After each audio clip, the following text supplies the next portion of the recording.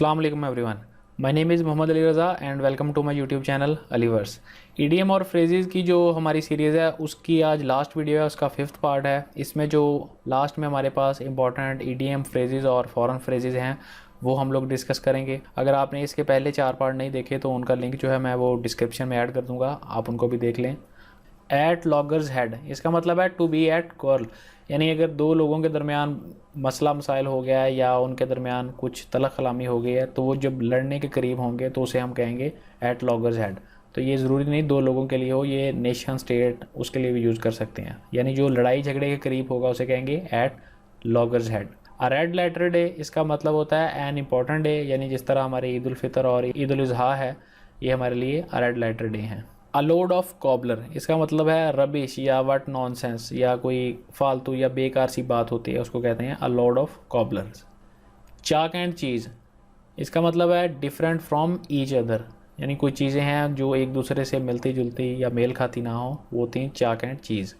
Kock and bull story, इसका मतलब है एन अनबिलीवेबल स्टोरी, यानी जिस पे यकीन ना किया जा सके। डिनोवो, ये फ्रेज़ है, इसका मतलब है न्यू। दी जूरी, इसका मतलब है बाय लॉ। फ्रॉडियन स्लिप, इसका मतलब होता है कोई भी स्पीकर अपनी जो ट्रू थॉट्स हैं या वो किसी के बारे में जो सच में सोचता है वो उनको गलती से सामने ले आए। यानी एक बार फॉक्स की न्यूज़ में उन्होंने उसामा बिन लादेन की बजाय ओबामा बिन लादेन लिख दिया था। इसका मतलब है उन्होंने जो उनकी इंटेंशन थी या वो जो जहन में कहीं कुछ सोच रहे थे वो ट्रू थॉट जो है वो मिस्टेकनली रिवील हो गई।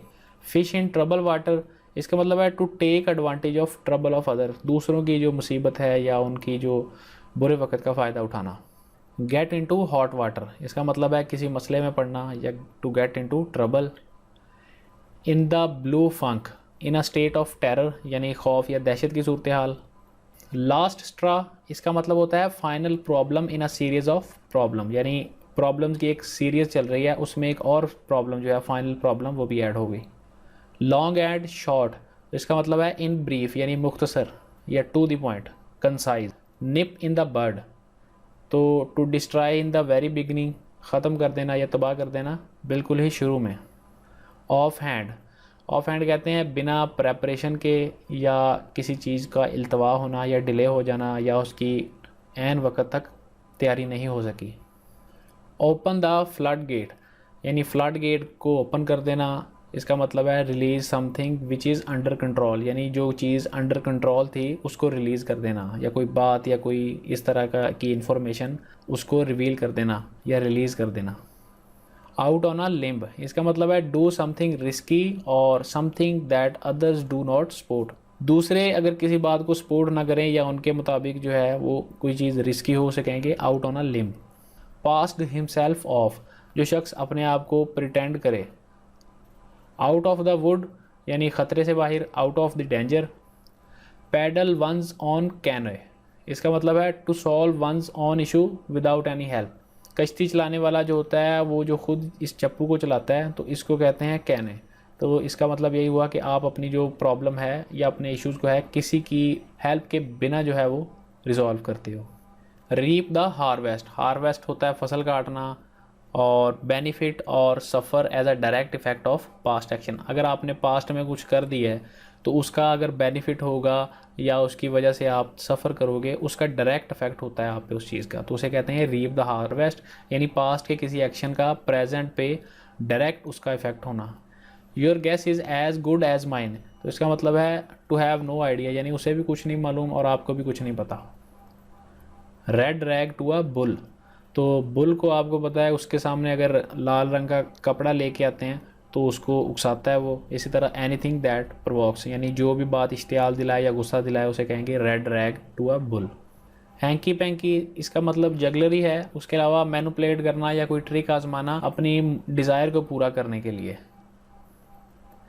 As fit as a fiddle, तो इसका मतलब है स्ट्रॉन्ग एंड हेल्दी, यानी सेहतमंद।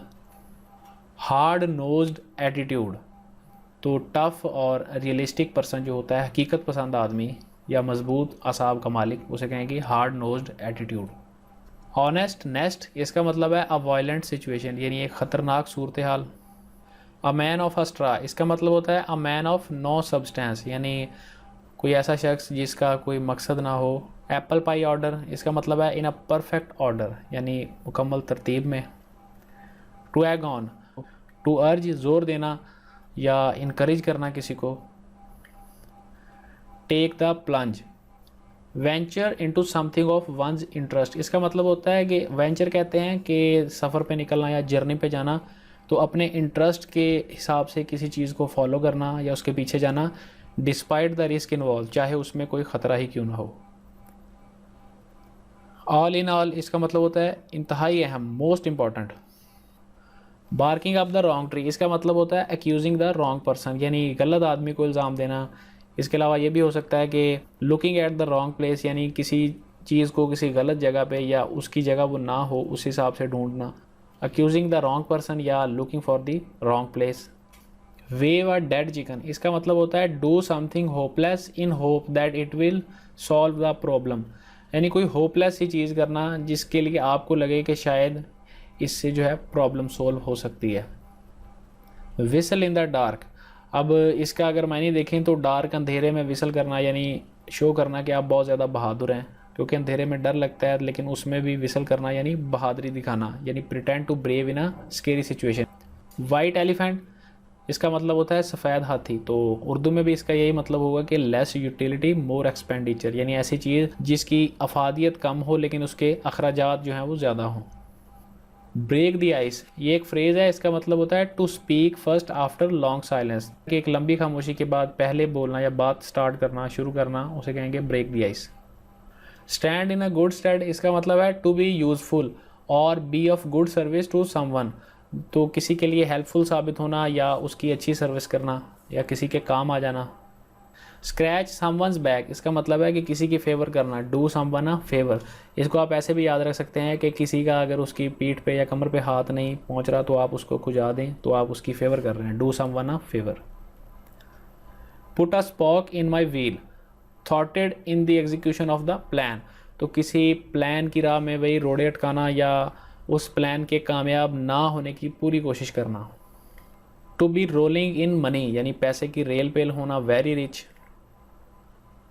Put one's hand to plough, इसका मतलब है to take a difficult task, plough आप यहाँ पे भी दे सकते हैं, ये हल को कहते हैं और इस बंदे ने इस पे हाथ रखा हुआ है, यानी कि डिफ़िकल्ट टास्क जो है उसको लेना। The government ruled by women, ये होती है पेटीकोट गवर्नमेंट, ये वन वर्ड सब्सटीट्यूशन भी है। टेक अप द कर्जल्स, इसका मतलब होता है किसी को डिफेंड करना या सपोर्ट करना स्ट्रांगली। कट द मस्टर्ड, तो perform satisfactorily and desired standard, यानी ख्वाहिश के मुताबिक या अपनी आपकी तसल्ली हो जाए उस हिसाब से कुछ भी परफॉर्म करना, उसे कहेंगे cut the mustard. Take a back seat का मतलब होता है कि पीछे कमर लगा के बैठ जाना, यानी किसी मामले में आगे ना आना या उसमें कोशिश करना कि आप पीछे ही रहें। आल्टर ईगो का मतलब है close friend. Affair the core, इसका मतलब है an affair of heart, affair से आपने वर्ड अफेयर याद रखना है, द कोर यानी हार्ट का, तो एन अफेयर ऑफ हार्ट यानी दिल का मामला। अ कॉग इन अ मशीन, इसका मतलब है one which is more necessary but less important. कॉग कहते हैं गरारी को, और मशीन के अंदर गरारी का आपको पता है कि बहुत अहम रोल है, गरारी के बिना जो है वो चल नहीं सकती, तो एक ऐसी चीज़ जिसकी ज़रूरत तो बहुत है लेकिन उसकी इंपॉर्टेंस उस हिसाब से नहीं है। N arm and a leg, तो इसका मतलब है अ लॉट ऑफ मनी, बहुत ज़्यादा money. At the drop of a hat, यानी फौरी तौर पे, immediately.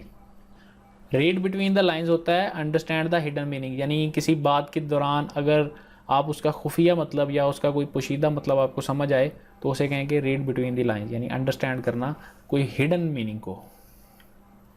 Beat around the Bush, इसका मतलब है कि जो मेन आपसे पूछा गया या सवाल किया गया है उसके बारे में जवाब नहीं देना बल्कि इधर उधर की बातें करना। बाय हुक और बाय क्रुक, यानी कुछ भी करके आपने कोई अगर काम करना हो तो उसके लिए कहते हैं बाय हुक और क्रुक, यानी कोई कुछ भी हो जाए by any means. Watch like a hawk, इसका मतलब है वॉच केयरफुली, हॉक एक परिंदा है और इसकी जो नज़र है वो बहुत तेज़ होती है, तो वॉच लाइक अ हॉक कहते हैं वॉच केयरफुली, यानी बहुत एहतियात से गौर से देखना। ब्लो वंस ट्रम्पेट, इसका मतलब है to praise oneself. Trumpet जो है ये एक बाजा टाइप होता है जो ऑर्केस्ट्रा वाले होते हैं, तो इसका मतलब है टू प्रेज वन सेल्फ, यानी अपने ही उठाना या अपने आप को ही उठाना, अपनी ही तारीफ़ करना। वाइल्ड गूज चेज, इसका मतलब है waste looking for something that has little chance of found. कोई ऐसी चीज़ को ढूंढने की नाकाम कोशिश करना जिसके मिलने के बहुत ज़्यादा कम चांसेस हों।